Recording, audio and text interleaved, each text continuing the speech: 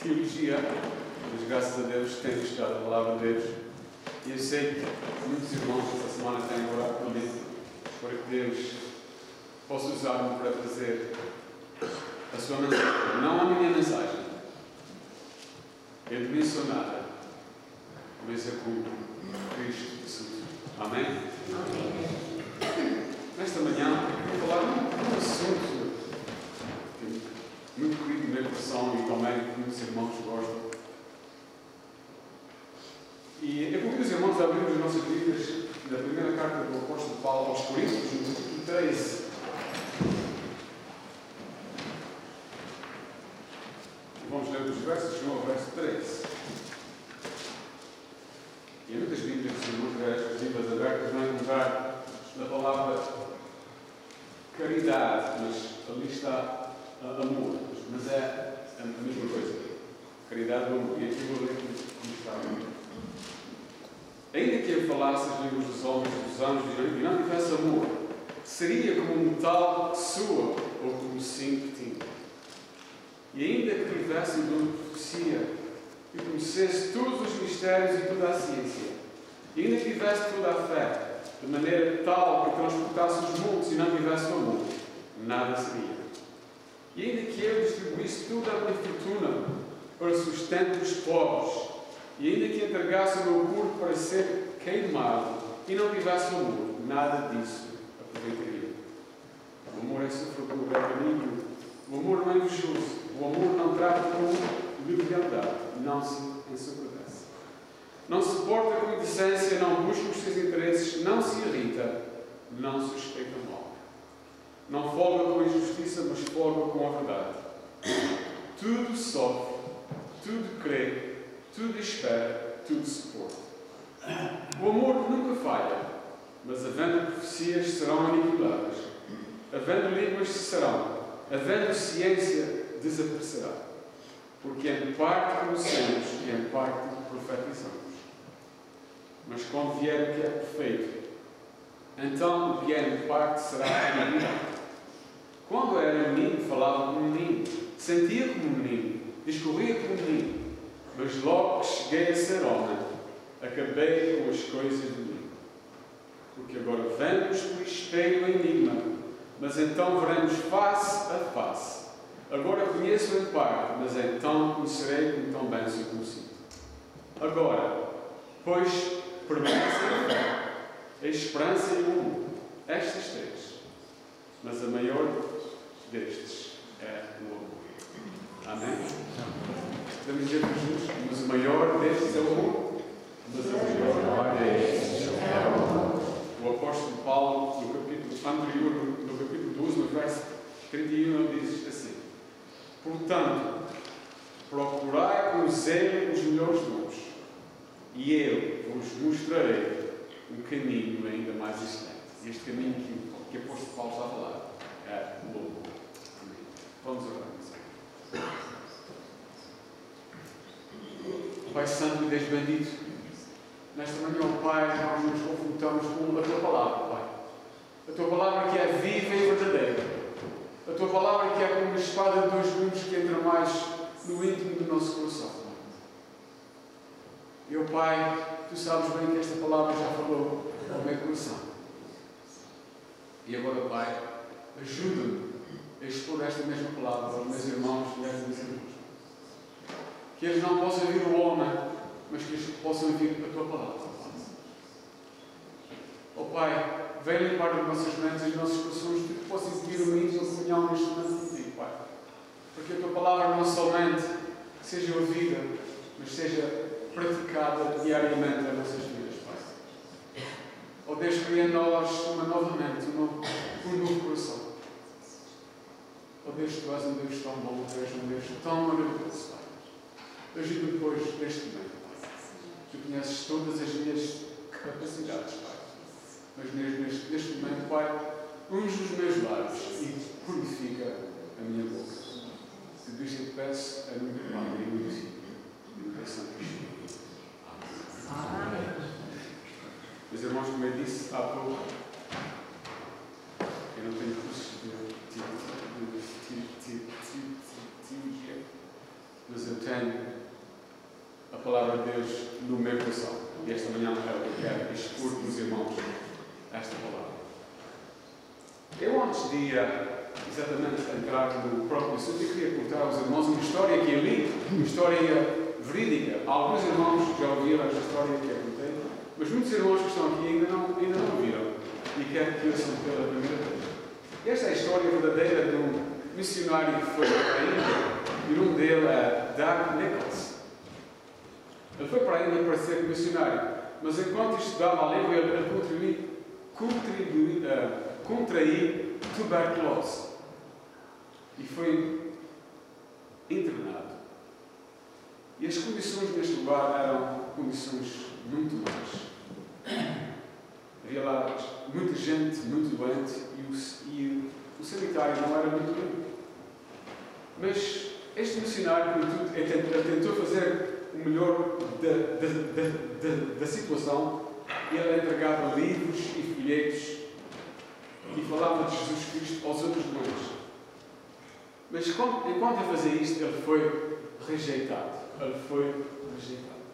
Ninguém queria os livros ou os folhetos. Ele tentou evangelizar, mas porque ele não sabia muito bem a língua, isto quase era impossível para ele. E então ele ficou muito desencorajado. E por causa da tuberculose, todas as manhãs, pela volta das 2 horas da manhã, ele acordava tossindo profusamente e ele não conseguia descansar. E foi então numa dessas noites que ele notou na cama em frente dele um velhinho que levava toda a noite a enrolar-se, a virar-se. E ele estava tão fraquinho que ele não conseguia se pôr de pé. Ele tentava levantar-se da cama, não conseguia pôr em pé. E após ele tentar várias vezes, o velhinho deitou-se outra vez na cama e começou a chorar. Na próxima manhã, o missionário Doug Nichols, ele percebeu que o velhinho chorava. Ele percebeu porque o velhinho chorava. Ele estava a tentar-se a levantar da cama para ir ao quarto banho e ele não conseguia. E ele fez as suas necessidades na cama. Os outros doentes que estavam à volta deles escarneciam dele e as enfermeiras não eram muito carinhosas com este velho. E o velhinho somente jazia ali e chorava. Na próxima noite, à mesma hora, o mesmo aconteceu. O velhinho tentou levantar-se. E diz então Nichols, ele tomou coragem. Ele levantou-se da sua cama e tentou pôr o velhinho em pé. Mas ele estava tão fraquinho para se segurar em pé. Ele então pegou no velhinho, no seu colo, levou ao quarto, enquanto ele ali fazia o que necessitava. A seguir, ele levou à sua cama e deitou de novo. Quando ele ia se voltar para ir para a sua cama novamente, o velhinho agarrou e beijou na sua face. E disse: muito obrigado. Na próxima manhã, diz Nichols, quando ele acordou, todos os outros doentes e os enfermeiros começaram a perguntar se podiam ter os livros e os folhetos que ele antes queria dar. Eles começaram a fazer perguntas sobre o Deus que Nichols adorava. E por causa deste ato de amor, deste ato carinhoso, muitos vieram ao conhecimento de Jesus Cristo. Um grande estudo deste homem. Ele diz: eu não preguei um sermão. Eu não ao menos comuniquei com eles verbalmente, porque ele sabia pouco da língua e ele não tinha grandes coisas para oferecer. Ele somente levou o velhinho a fazer uma necessidade. Este ato foi um ato carinhoso. Alguém uma vez disse: ninguém se interessa o quanto conhecimento tu tens, até que eles vejam o teu conhecimento em ação. Amém? Eu queria compartilhar esta história com vocês. E agora vamos entrar na nossa mensagem que se intitula O Caminho Mais Excelente. A Bíblia nos ensina que devemos ser pessoas que exercitam amor em todas as nossas relações pessoais. Ouçamos o que a Bíblia diz. Se for possível, tende paz com todos os homens. Isto encontramos em Romanos, capítulo 12, verso 18. E também com toda a humildade e mansidão, com longanimidade, suportando-os uns aos outros. Encontramos isto em Efésios, capítulo 4, verso 2. E ainda em Hebreus, capítulo 12, verso 14, a Bíblia nos diz: segui a paz com todos e a santificação. Amém. Meus irmãos, todas estas passagens basicamente dizem a mesma coisa. Às vezes será difícil e nem todas as pessoas são fáceis de amar. Mas, se for possível, devemos viver em paz e em harmonia com todos. Nesta manhã iremos examinar o que o apóstolo Paulo quer dizer quando ele afirma: eu vos mostrarei o caminho mais excelente. O verso 31 do capítulo 12. 1 Coríntios capítulo 13 é chamado o capítulo do amor. E nesta manhã nós iremos ver a importância do amor em nossas vidas e a prática do amor em nossas vidas diariamente. O apóstolo Paulo diz: eu quero mostrar-vos a melhor maneira de encarar virtualmente qualquer situação. Ele nos aponta aqui neste capítulo que o amor é mais importante que 5 outras coisas que como cristãos consideramos muito importantes. Primeiramente, o apóstolo Paulo afirma que o amor é mais importante que os dons espirituais. Ele diz: ainda que eu falasse as línguas dos homens e dos anjos e não tivesse amor, seria como o metal que soa ou como o sino que tine. No dia de Pentecostes, quando o primeiro sermão evangelístico foi agado, Deus deu aos seus apóstolos o dom especial de eles poderem falar línguas que eles nunca tinham aprendido. E para que as pessoas que os escutavam compreendessem o que eles estavam a dizer. Isto encontramos no livro de Atos, capítulo 2, verso 4. E diz assim: e todos foram cheios do Espírito Santo e começaram a falar noutras línguas, conforme o Espírito Santo lhes concedia que falassem. Mas em 1 Coríntios, Paulo está dizendo: mesmo que Deus lhe tivesse dado o dom de falar todas as línguas humanas e dos homens, e ele não tivesse amor, seria como um metal que soa e o sino que tira. O que quer isto dizer, meus irmãos? Eu fiz alguma investigação sobre isto e no primeiro século da era cristã, da nossa era cristã, havia na entrada de todos os templos um bloco de metal ou um sino. E quando as pessoas vinham a adorar os deuses, os seus deuses, eles tocavam naqueles sinos ou naquele bloco para acordar os deuses, para que as suas preces fossem ouvidas. Mas Paulo aqui está a dizer que mesmo se ele possuísse este dom, e se ele falasse tão eloquentemente todas as línguas imaginárias e possíveis, então sua vida seria tão inútil, tal qual o ridículo ato de bater no gongo ou sino para acordar deuses que não existiam. Summarizando depois o primeiro verso, verificamos então que o amor é mais importante que qualquer dom espiritual. O amor é mais importante que qualquer dom espiritual. Continuando no verso 2, Paulo diz que o amor é mais importante que toda a ciência, que todo conhecimento. Ele diz assim: ainda que eu tivesse o dom de profecia e não conhecesse todos os mistérios e toda a ciência, mas não tivesse amor, nada disso seria. Paulo diz: mesmo que eu soubesse tudo sobre ciência nuclear, sobre medicina, sobre filosofia, psicologia, teologia e toda outra logia, mesmo que sejas letrado e ter todos os recursos possíveis, mas não tiveres amor. Se não tiveres amor, da mesma maneira, nada disso aproveita. É interessante que quando pessoas olham para a sociedade nos nossos dias e tentam analisar o que está errado com este mundo, porque é que há tanto crime, porque é que há tanto abuso, porque é que há tanta violência, os peritos, os experts, sempre usam a mesma resposta como solução. Precisamos de mais educação.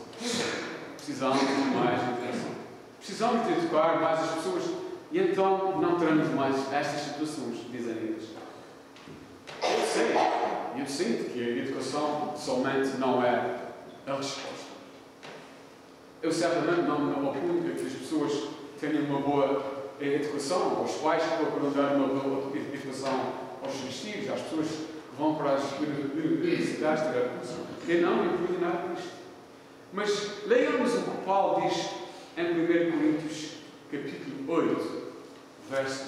Ele diz assim: a ciência incha, ensoberbece, mas o amor, o que é que o amor faz? Edifica. A ciência, o conhecimento, ensoberbece a pessoa, mas o amor edifica. Paulo, certamente, era um homem muito educado. Ele foi educado aos pés de um dos maiores mestres daquele tempo, aos pés de Gamaliel. Mas ouça o que ele diz em Atos 22, verso 3. Quanto a mim, sou varão judeu, nascido em Tarso, da Cilícia, e nesta cidade criado aos pés de Gamaliel, instruído conforme a verdade da lei de nossos pais, zelador de Deus, como todos vós hoje sois. Mas ouça não o que ele diz quando ele escreve a Filipenses 3, verso 8. Tenho por perda todas essas coisas, pela excelência do conhecimento de Jesus Cristo, meu Senhor. Amém? Amém. Como eu disse, Paulo certamente era um homem educado e sábio em toda a lei, mas ele considera toda a sua educação como isto. Eu penso, meus irmãos, que não precisamos de educação tanto mais que precisamos de amor. Precisamos mais de amor, precisamos de educação. E então, o nosso mundo mudará se as pessoas tiverem amor. Em terceiro lugar, Paulo afirma que o amor é mais importante do que ter fé. O amor é mais importante do que ter fé. Como assim, os irmãos dizem? O amor é mais importante do que ter fé? Mas prestemos atenção, meus irmãos. Paulo não diz que a fé não é importante. Ele diz somente que o amor é mais importante do que a fé. Ele diz na segunda parte do verso 2: ainda que tivesse toda a fé, de tal maneira que transportasse os montes, que dissesse: montes, move-te daqui, e não tivesse amor, ele diz: nada seria. Disse: nada seria. Fé, nos diz a palavra de Deus, a Sagrada Escritura, é tão importante que sem fé é impossível agradar a Deus. Se não tivermos fé, é impossível agradar a Deus. E eu acredito que nós aqui, todos nós aqui presentes, temos fé. Mas, meu irmão, faço uma pergunta: qual é a tua fé? O que acreditas verdadeiramente esta manhã? Acreditas que Deus é o Deus Criador supremo deste mundo? Acreditas que Jesus Cristo é o único Filho de Deus? Que Ele veio a este mundo e viveu uma vida sem pecado? Que Ele morreu? Que Ele foi sepultado? E que no terceiro dia ressuscitou? Acreditas que Ele agora está à direita de Deus Pai, intercedendo por cada um de nós? Acreditas que Ele foi preparar lugar para nós e que um dia retornará e nos levará para si? Acreditas que o Espírito Santo é o nosso guia, é o nosso conselheiro e confortador? Se acreditas em todas estas coisas, muito bom, muito bem. E eu recomendo os irmãos por isso. Mas a Bíblia nos diz, através do apóstolo Paulo, mesmo que saibas e acredites todas estas coisas e não tiveres amor, nada disto te aproveita. Nada disto nos aproveita. Porque mesmo fé não tem valor se não for acompanhada pelo amor. Nós podemos ver na história do bom samaritano. O sacerdote e o levita, eles tinham fé, não tenho dúvida. O problema foi que eles não tiveram amor. Por isso passaram de lado e deixaram o pobre homenzinho ali ferido, caído e prestes a morrer. Em Gálatas capítulo 5, verso 6, Paulo novamente diz: a única coisa que tem valor é a fé expressa em amor. Ele diz: porque em Jesus Cristo nem a circuncisão nem a incircuncisão têm virtude alguma, mas sim a fé que opera por amor. Mas sim a fé que opera por amor. Em quarto lugar, meus irmãos, o amor é mais importante que toda a generosidade. É mais importante que sermos generosos. Paulo afirma no verso 3: se eu der todas as minhas possessões aos pobres e não tiver amor, nada aproveitará. É de notar, meus irmãos, Paulo aqui diz que ele não diz aqui se eu der o meu dízimo, se eu der o 10%. Ele diz: se eu der tudo quanto eu possuo. Se eu desse, se eu esvaziasse a minha conta bancária, se eu der o meu fundo de apresentação, o meu retirement fund, se eu vender a minha casa e der aos pobres, se eu liquidar o meu seguro de vida, se eu me sentar na esquina da rua só com a roupa no corpo, e mais nada, e der tudo quanto eu tenho aos pobres, mas não tiver amor, nada disto aproveita. Nada disto aproveita. Vejam, generosidade somente não é suficiente. O irmão ou a irmã é uma pessoa generosa? Eu estou constantemente, diariamente, às vezes, a receber telefonemas de pessoas a pedir para certas organizações boas, que precisam de ajudar para causas muito importantes. Mas porquê é que nós damos? Porquê é que nós damos? Porquê é que nós somos generosos? Será que foi porque o pastor alguma vez falou sobre que devemos dar? Ou será porque nós não queremos ficar com o almoço, porque se pensarmos se não dermos, Deus vai nos castigar? Ou talvez damos porque queremos impressionar as outras pessoas? Meus irmãos? Ou será porque o motivo que damos é porque queremos receber de volta? Se eu der isto, eu vou receber de volta. Há para aí muitas filosofias, para aí muitas doutrinas que dizem: se nós dermos $20, Deus vai nos dar 60, Deus vai nos dar 3 vezes mais. Meus irmãos, cuidado, todas estas razões são erradas. Se a única razão de ofertarmos será para recebermos de volta ou para o nosso benefício, não existe amor. E a nossa oferta é vã. A nossa oferta é vã. O motivo para ofertar deve ser o amor. Amor a Deus e amor ao próximo. Deus ama o que dá com alegria, diz a palavra. Em quinto lugar, Paulo diz que o amor é mais importante que todos os nossos feitos ou atos realizados. O que quer isto dizer, meus irmãos? A palavra de Deus diz, de acordo com o verso 3 da segunda parte: e ainda que eu entregasse o meu corpo para ser queimado e não tivesse amor, nada disso me aproveitaria. Paulo aqui está a falar de martírio. Meus irmãos, nós aqui nesta terra, no Canadá, não sabemos o que é martírio. Nós não sabemos o que é sofrer por causa da nossa fé. Mas, como temos ouvido nas notícias em outros países, os nossos irmãos em outros países, na Síria, no Quênia, em outras partes da África, estão sofrendo diariamente e sendo mortos. E talvez, Deus saiba, ainda um dia vai chegar aqui à nossa terra. Será que a nossa fé é tão profunda que estamos prontos a dar a nossa vida por amor a Cristo? se um dia chegar a este ponto. Mas Paulo diz que mesmo que estejamos na igreja, todas as vezes que a porta esteja aberta, mesmo que sejamos leitores fiéis da Palavra de Deus, mesmo que se orarmos e fizermos todas as coisas e preceitos que um cristão deve fazer, mas se o amor não estiver por detrás de tudo isto, será vão todo o nosso esforço aos olhos de Deus. Sumarizando, meus irmãos, o amor é mais importante que todos os nossos dons espirituais.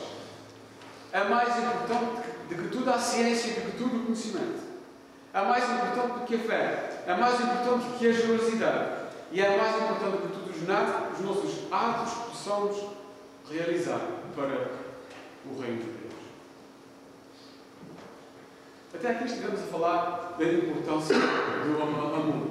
Agora vamos falar da prática do amor. Como podemos pôr este amor em prática diariamente nas nossas vidas? Agora sim, meus irmãos, vamos ver o que a palavra de Deus diz. Sem dúvida, meus irmãos, o amor é muito mais importante do que podemos ter pensado antes. Ouçamos o que Jesus diz em João capítulo 13, verso 34. O novo mandamento vos dou, que vos ameis uns aos outros, como eu vos amei a vós. Que também vós uns aos outros vos ameis. Notamos, meus irmãos, que Jesus diz aqui que isto é um mandamento. Um novo mandamento vos dou. Isto não é só uma sugestão. E eu tenho certeza que Deus nunca nos manda fazer algo que não possamos cumprir. Temos a tendência de pensar que o amor é algo que nos acontece porque é isto que o mundo nos ensina. O amor acontece. Nós caímos em amor como alguém que cai numa vala, ou caímos fora do amor como alguém que cai de cima do mar. É algo inevitável. Somente acontece. Isto é o que o mundo nos diz. Mas a Bíblia nos ensina que o amor é algo que podemos controlar. Isto significa, meus irmãos, que nós temos a escolha de amar e, em retorno, sermos amados. Então, como vemos, a situação não é irremediável. Mas agora, que tipo de amor está aqui o apóstolo Paulo a falar? Em Filipenses capítulo 2, verso 4, ele diz que devemos proceder como Jesus procedeu. Em outras palavras, amar como Jesus amou. Ele diz, não atende cada um para o que é propriamente seu, mas cada qual também para o que é dos outros. Em outras palavras, o amor que não é egoísta. Começamos a pensar acerca das outras pessoas e dos seus interesses como se fôssemos nós e os nossos próprios interesses. Nos tornamos altruístas e não egoístas. Podemos aplicar este princípio em muitas diferentes áreas. Primeiro, vejamos como podemos aplicar este princípio em nossas famílias. Suponhamos, meus irmãos, que todas as pessoas que aqui estão esta manhã, cada família aqui representada, dirá: eu vou para casa e vou pôr este princípio em prática. Começamos com os nossos esposos, com as nossas esposas, com os nossos filhos, com os nossos netos. Devemos amar os nossos maridos, os esposos, as esposas, mais e primeiramente. Devemos ser mais amáveis, devemos ser mais ternos, mais gentis para com eles, ou elas, até mesmo que eles não se portem às vezes muito bem. Como diz o canadiano, que eles sejam jerks. Começamos, primeiramente, em nossos relacionamentos matrimoniais. Os irmãos, imaginem como isto afetaria a atmosfera nos nossos lares. Não haveria mais discussões, não haveria mais disputas, não há mais palavras que ferem. Porquê? Porque os seus interesses são tão importantes como os nossos. E, sucessivamente, como eu disse, isto se reflete nas relações com os nossos filhos e todo o resto da família. Somente porque nós os amamos. Primeiro, como eu disse, isto é na nossa família pessoal. Mas isto também se estende na família, se espalha na família da igreja. Nós somos irmãos. De facto, Jesus disse: e por isso conhecereis que sois meus discípulos, se vos amardes uns aos outros. Não se vos maltratardes uns aos outros, se vos amardes uns aos outros. E desta forma o mundo reconhecerá que a mensagem de Jesus Cristo, a mensagem do Evangelho, é válida. Somente assim, se o mundo vir que nós nos amamos uns aos outros, eles vão reconhecer que a mensagem do Evangelho é válida. Se verdadeiramente vamos amar uns aos outros da maneira como Jesus nos amou, temos que desenvolver em nossas vidas o mesmo espírito de compaixão e de amor que Jesus demonstrou.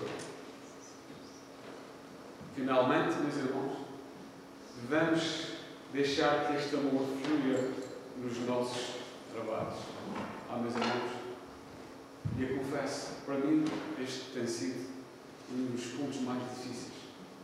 Deixar que o nosso amor flua nos nossos trabalhos, nas instituições, nas escolas, em qualquer parte que nós trabalhamos. E fazemos isto quando demonstramos às pessoas com quem trabalhamos que Jesus Cristo é o nosso Senhor. Não somente por palavras, mas por exemplo e o testemunho que demos. Talvez tenhamos um supervisor de quem não gostamos muito. Talvez alguma pessoa com quem trabalhamos que nos está sempre a ridicularizar por causa da nossa fé. Mas o que é que Jesus nos ensina? Que nós devemos amar os nossos inimigos e orar por aqueles que nos perseguem e insultam. De facto, Paulo escreve em Romanos, capítulo 12, versos 20 e 21. Se o teu inimigo tiver fome, dá-lhe o quê? Dá-lhe madeira? Dá-lhe de comer. Se tiver sede, dá-lhe vinagre? Dá-lhe de beber. E ele, no verso 21, diz: não te deixes vencer do mal, mas vence o mal com o bem. Não te deixes vencer do mal, mas vence o mal com o bem. Meus irmãos, há um caminho mais excelente. E este caminho é Jesus Cristo. E esta manhã eu quero fazer um apelo. Se esta manhã está aqui alguém ainda fora deste caminho e não o reconhece ainda como Senhor e Salvador da sua vida, estendemos este convite a você. Enquanto eu leio o hino 256, e vou pedir à irmã Elsa o projeto para isso. Os de Jesus quer entrar, eu tenho que ter coração. Eis que estou à porta e bato. Se alguém ouvir a minha voz e abrir a porta, eu entrarei em sua casa.